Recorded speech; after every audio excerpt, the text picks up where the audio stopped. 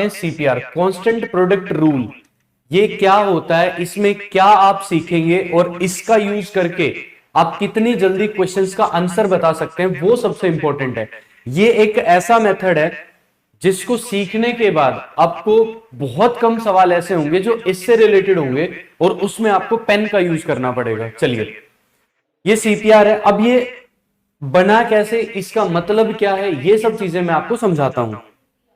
देखो, जैसे मेरी सैलरी, मैं पुनीत हूं, आप जो भी XYZ हो, मेरी सैलरी आपसे ज्यादा है, 50% ज्यादा है मेरी सैलरी,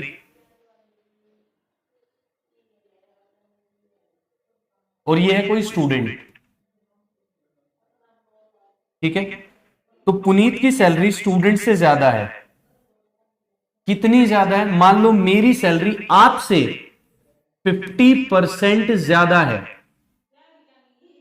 ठीक है। तो सबसे पहले हम इस 50% को ब्रेक करेंगे। 50% कितना होता है? 1/2। इसका सीधा सीधा मतलब यह है कि दो तो उस स्टूडेंट की है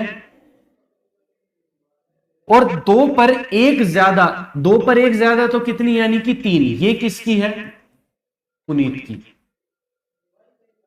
ठीक है।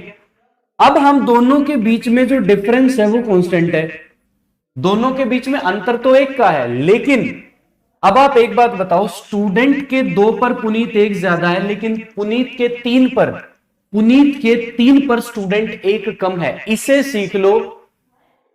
इसके अलावा बहुत कम चीजें ऐसी होंगी जो इतनी आसान हो सकती हैं। ये इतना आसान कॉन्सेप्ट है। हमारा सीपीआर है कांस्टेंट प्रोडक्ट रूल। क्या है? Constant product rule. सब बच्चों के माइंड में चला जाना चाहिए और सीपीआर के बेस पे हम बहुत सारे क्वेश्चंस को सॉल्व करेंगे। अब ये सीपीआर की एक टेबल आ जाती है, इस टेबल से हमें पता चलेगा कि कैसे क्या चीज होती है। देखो, कोई चीज 100% ज्यादा है, आपकी सैलरी मुझसे 100% ज्यादा है, ठीक है। अगर ए की सैलरी ज्यादा है तो बी की सैलरी कम होगी, बोलो हाँ या ना। तो एक 100% क्या होता है? एक पर एक ज्यादा है तो वो दो हो जाएगी, और फिर वो 2 पर 1 कम होगा ना, तो देखो 2 पर 1 कम होगा, तो 1/1 ज्यादा है तो 1/2 कम होगी। 50% ज्यादा यानी 1/2 ज्यादा है तो 1/3 कम होगी। 33 से 1/3% आंसर। अब किसी की 33 से 1/3% यानी 1/3 ज्यादा है तो उसकी 1/4 कम होगी। 1/4 ज्यादा है तो 1/5 कम, 1/5 ज्यादा 1/6 कम, 1/6 ज्यादा 1/7 कम। खेल सा चलेगा, समझ आ रहा है? इस तरीके से इस टेबल का सभी बच्चे स्क्रीनशॉट ले लो। तो ऊपर 1 का नहीं है तो हम क्या करेंगे?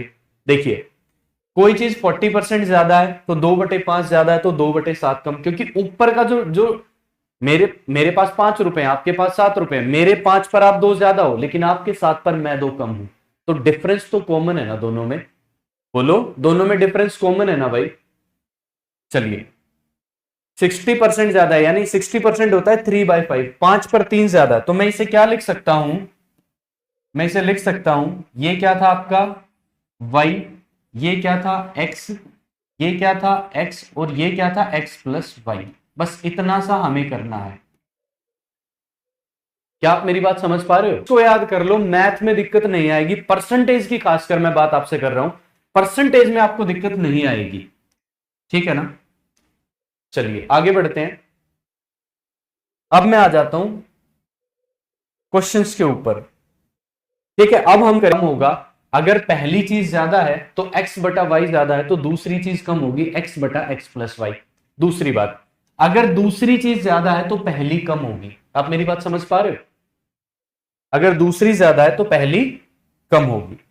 This is called CPR, this is called CPR.